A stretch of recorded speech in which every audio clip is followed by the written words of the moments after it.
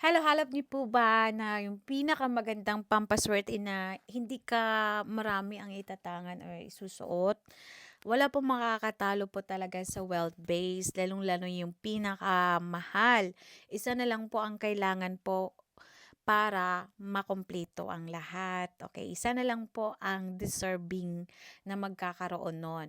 Now, pangalawa po, ang first rank, yun po yung wealth base na talaga lahat ng material things ay ibibigay talaga sa iyo. Wealth, ibig sabihin lahat ng source mo, either sa trabaho, sa negosyo, sa mga anak mo, sa asawa mo, lahat po. Ang nakaganda lang sa wealth vase, ilagay po siya sa bahay. So, lahat po na nakatira doon ay okay na po ang kanilang buhay. So, as long as nakatira ka sa bahay, dyan ka umuuwi, dyan ka kumakain, dyan ka natutulog, ay kasama ka po sa swerte na ihahatid sa wealth phase.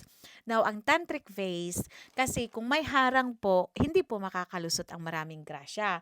So, kailangan po ng tantric phase. Ang tantric phase, lahat ng mga problema, as long as nasa loob ka ng tahanan, ikaw po ay kasama na nakikleanse lahat ng kamalasan, lahat ng problema na nag-cause mo or nag-cause sa'yo.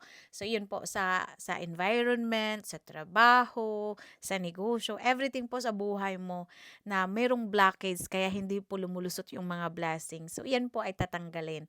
That is the power of the tantric phase. Lalo pag may ancestral karma, mga away-away, mga hindi pagkakaunawaan, or nasa environment ka na toxic. So, yun po ay tatanggalin yan. Hahanapan ka ng paraan para po makatulong siya sa buhay mo. Yun ang nakaganda talaga sa tantric. And I love tantric so much kasi imamild niya yung mga problema hanggang sa ma-dissolve na talaga totally. At saka tutulong pa na payamanin ka sa buong buhay mo, pati yung pamilya mo, imagine. So, hindi lang ikaw ang maka-benefits, maraming tao. Okay? Lalong-lalo na yung talagang kadugo mo or yung taong andyan sa bahay na yan, na andun yung wealth vase at saka yung tantric vase. Pangatlong rank po, yun po yung sinisell ko, which is sold out na, and congratulations in advance. And yung mga sold out natin ng mga special, yun din po ang hiyas na special, yan din po ay napakaganda dahil healing po yan. So, mga imposibleng healing kaya niyang ibigay.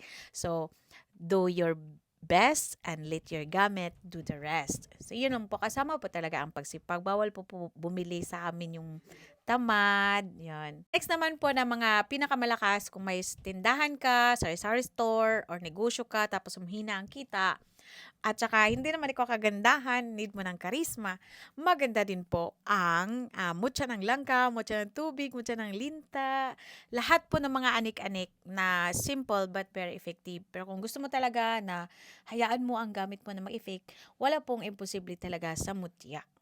Okay? Now, kung gusto mo talaga na galing dito sa feng shui, sa mga earth mine na mga crystals, sa period 9, pinakamaganda po talaga anything na mid po o purple na bracelet. Purple po. Kasi purple po ang mag-dominate this year and fire element. So, ang mga fire element, any kind po of bracelet. So, kung ikaw ay fire element or hindi, wala pong problema yon. So, 4 na lang po ang magkakaroon nito. This one is 4. This one, ito yung pinakamahal kasi ito yung rare. So, ito yung medyo expensive kasi premium. So, 3 na lang po ang medyo mura-mura. So, ito po, kung meron ka nito, lalong-lalo na pag ang dream mo, very fiery ka sa lahat ng dream mo, this one tutulong na matupad yon. And wear mo lang siya talaga. I-wear mo lang talaga siya. And isipin mo lagi na ito po ay magtutupad sa lahat ng iyong success, achievement, everything po ay tutuparin dito sa bracelet na to. And also, huwag niyong kalimutan talaga ang raho kasi ang raho pangtanggal malas. Tapos si raho pag matanggal na lahat ng malas, papayamanin ka na niya. Yan ang kaganda. Pangalawa po ang ating pendant na 5 rose ring at 5 rose na wood bracelet. This was also good. Ang malas, it turns into buenas. Good siya everything. Work, job, ano pa, ang tinatawag negosyo, mga source of income. This one.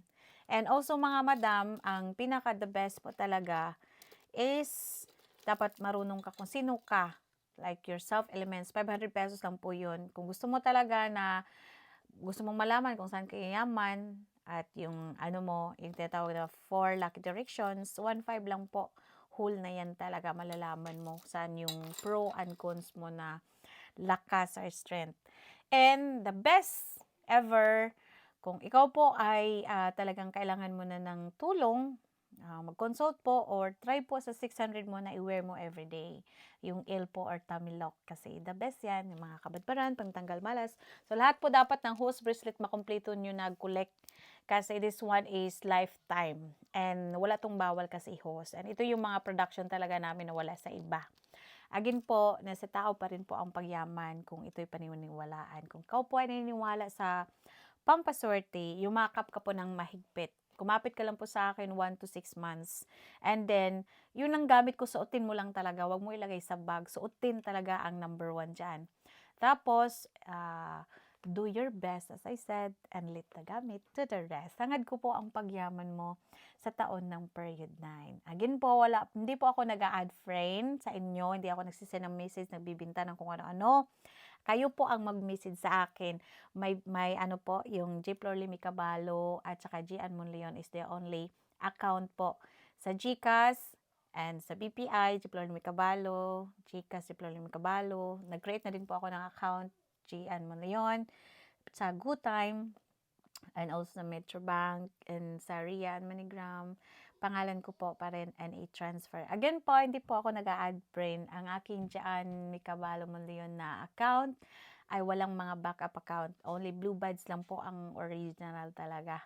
And also, ang aking page ay isa lang din po. Again po, mapagmatsyag po sa inyong buhay. And wish you all good luck sa taon ng 2025.